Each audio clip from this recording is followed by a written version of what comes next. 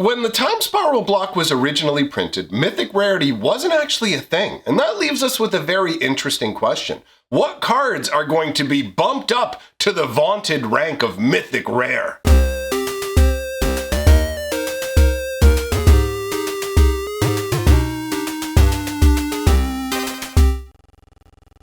Greetings, owners of fine luxury cardboard rectangles. Tomorrow we start Timespiral Remastered spoiler season. So today I thought it would be fun to take a look at the cards that exist in the Timespiral block and figure out what are my top 5 picks for the most likely candidates to become mythic rares from the set. So in a nutshell, Timespiral Remastered is going to be a crammed down version of Timespiral, Future Sight, and Planar Chaos, all melded into one particular set. Now that actually gives a huge range of cards to turn into mythic rares. Now 15 cards have gotten the mythic rare treatment. I'm not here to speculate on all of those. I'm just going to give you my 5 most top rock solid picks for what I think are going to be the mythic rares. Now I have the names and prices written down, but I may not be remembering the exact wording of the card perfectly, so I thought I would add an extra level of challenge to this myself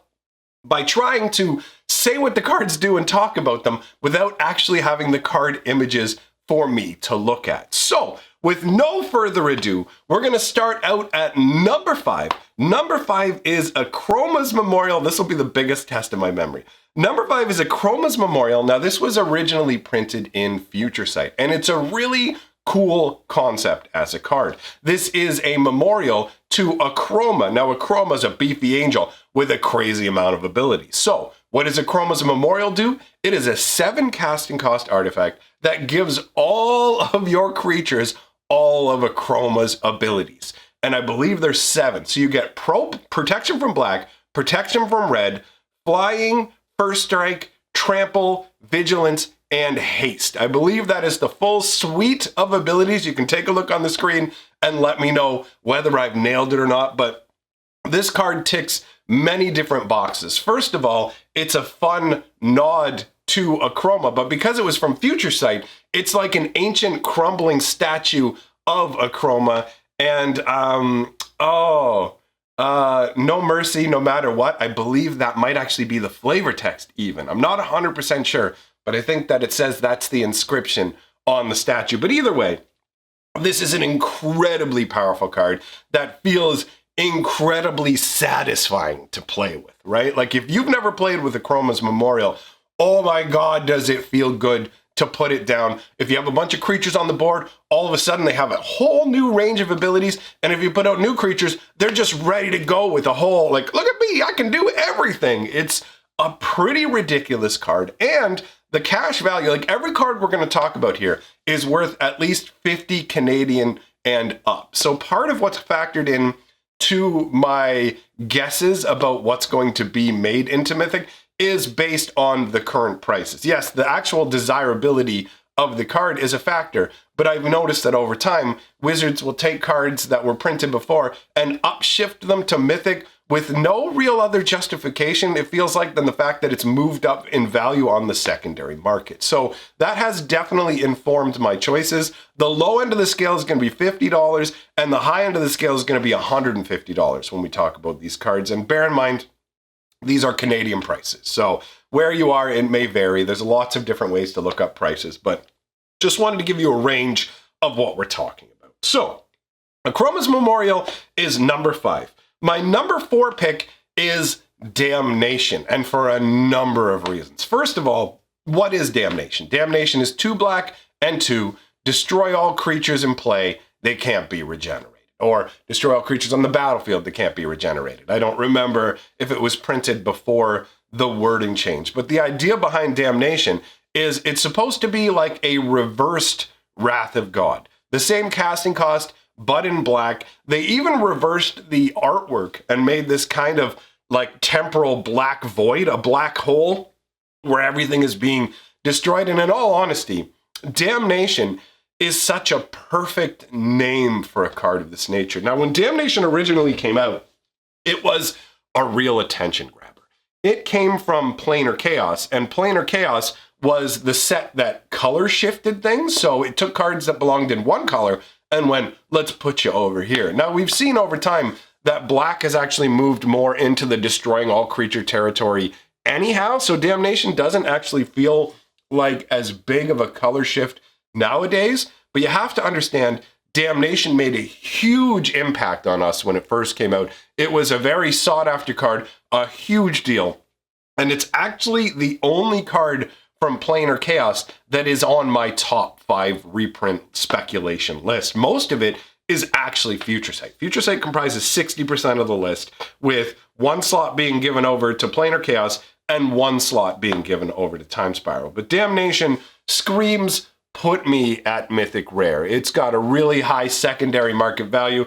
It's iconic, and it's just a really solid card. So to me, I really can't see them leaving that as a normal rare. That's pretty much one of the conditions that were required to make it onto my top 5 list. Because remember, there's 15 mythics, and I'm predicting what's going to be the top 5. So the other mythics are going to fall in line lower than these. So I looked at cards and said, I can't conceive of them reprinting this at anything other than mythic. So Damnation definitely falls onto that list at number 4. Number 3 is a really weird card called Gemstone Caverns. Now, I'm not 100%.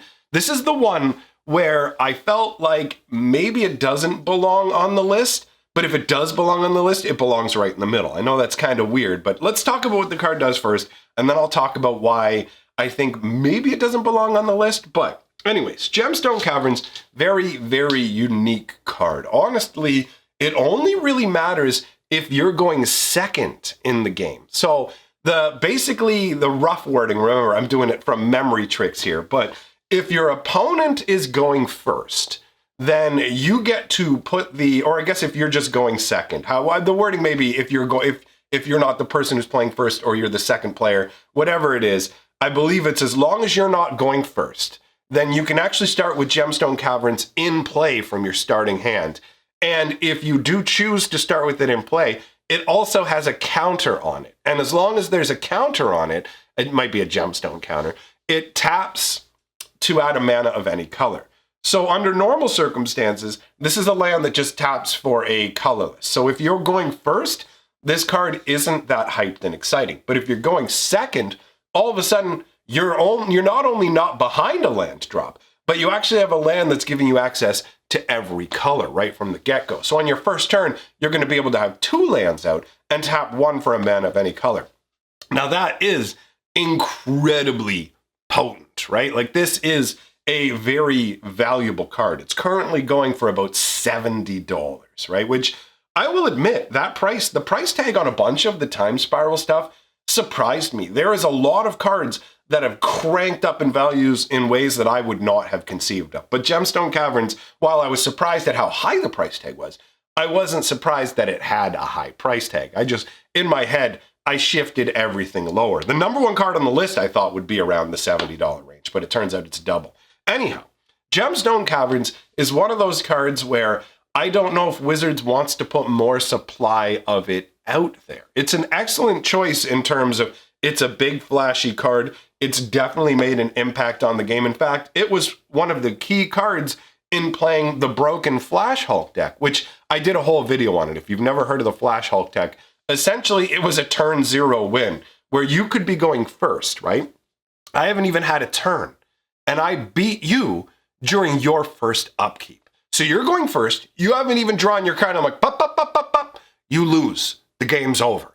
Gemstone Caverns was a part of that. So you know what? I'll see if I can find a link to that video about Flash Hulk, and that way if you want to know about how broken the deck was, you can go and watch that video. But the speedy, sneaky nature of Gemstone Caverns feels like something Wizards is somewhat trying to shy away from. I mean, they got rid of Simian Spirit Guide, and using things like Simian Spirit Guide and Gemstone Caverns would allow you to cast something that costs 2 during your opponent's first upkeep, thus enabling the Flash Hulk style shenanigans. So for me, it's right on the power level, it's right on the price level, but I genuinely don't know if Wizards of the Coast wants to reprint a card like this. Although, let's be fair, they are doing the whole fire design now, so maybe they just don't care as much. Either way, it hits the right notes. It's memorable, it's iconic, it's expensive, and honestly, that ability being Mythic does not feel wrong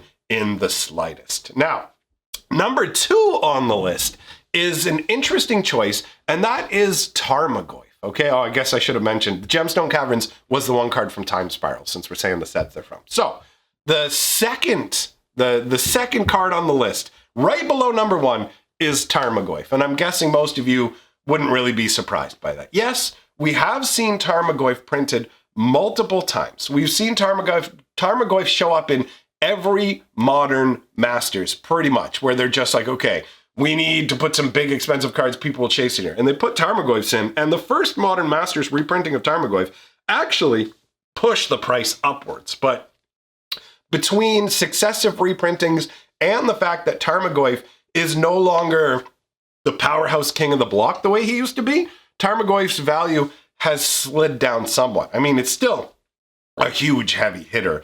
It is something that's emblematic of the Timespiral block. It's from Future Sight, and it was actually a teaser card. The funny thing about Tarmogoyf is when it was first spoiled and when people first saw it, nobody really cared about the card. Tarmogoyf was essentially like a bulk rare at the beginning. Nobody really wanted it. The only thing interesting about Tarmogoyf was, if you look at Tarmogoyf's ability, it's a 0/1, but it gets +1/+1 for each different card type in anybody's graveyard, right?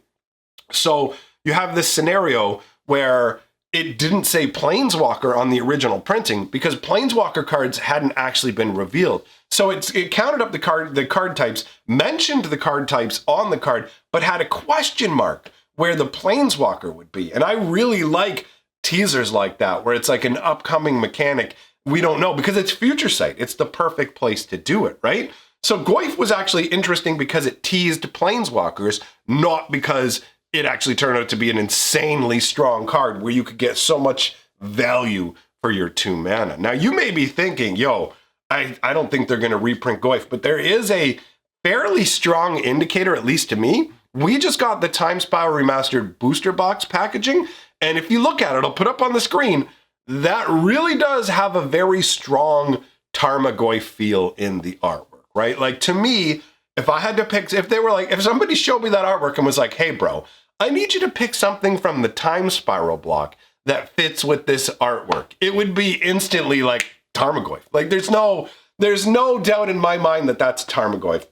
But I suppose, theoretically, asterisk, you can always be wrong. But Tarmogoyf comes in second on the list from Future Sight, and that is sitting at like the 80-ish Canadian mark. Now, we're going to take a huge leap upward to the $150 Sliver Legion insanity. Okay, so this is my number 1 choice for Mythic. In fact, we were talking last night in the live stream about the potential of slivers returning in Timespiral, and I had to say that I feel like it's incredibly likely that we're going to see slivers returning in Timespiral, considering that they were a massive presence in Timespiral. One of the defining parts of the Timespiral block. It's just like, okay, we've got cards from the future, we've got color shifted cards, and we've got slivers. And slivers are a huge fan favorite. Honestly, there's very little that the sliver group complains about except for A, not getting more slivers, and B, not really liking the form of those man-shaped slivers that they made for the 1 core set. But anyways,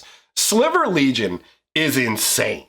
This is a 5 casting cost, 1 of every color, legendary sliver, and every 5 casting cost legendary sliver is bonkers. They're all crazy. But Sliver Legion is just like obtuse and out of control, it feels like, where basically all of your slivers gain the ability that they get +1/+1 for every other sliver in play. So they all basically have like these built-in coat of arms, because that's a similar style card, right? So they're just, every sliver is a massive destructive beast. Oh, I have 4 slivers out. They all give each other like +3/+3. It's so dumb. And the thing's got a 7/7 body all by itself on top of the fact that it's legendary, which makes it a prime choice for anybody who wants to play Sliver Commander as well, because there are people who are playing Sliver Commander decks. And honestly, I kind of like the idea of sliver commanders simply from the perspective of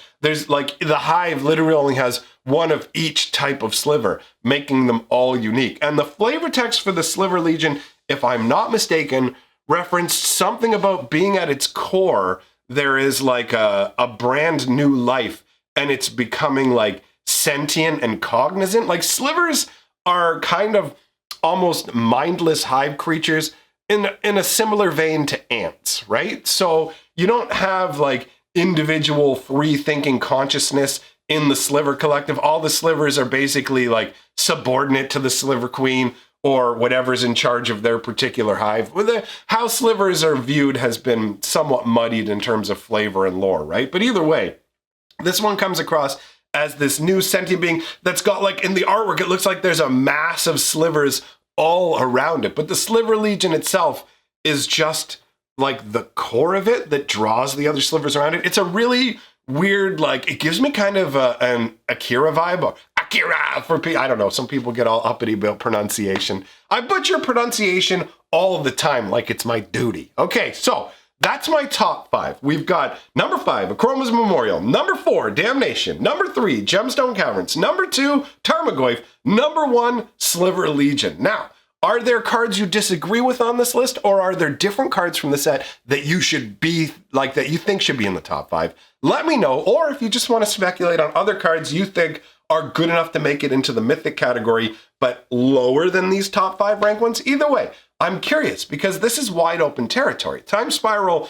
not only never had Mythic rares, but we also have other interesting things, like they didn't have the tokens that came in the packs as well. So now we're going to get the opportunity to get add insert tokens. So tomorrow, Timespiral Remastered spoilers start. We will get into it and talk about those funky cards. In the meantime, I'm going to get going. Here's a list of my patron legion. They all glom around me and I become fatter and fatter. One day I shall be a pure ball of human fat and I shall crush the world like a gigantic, what do they call those?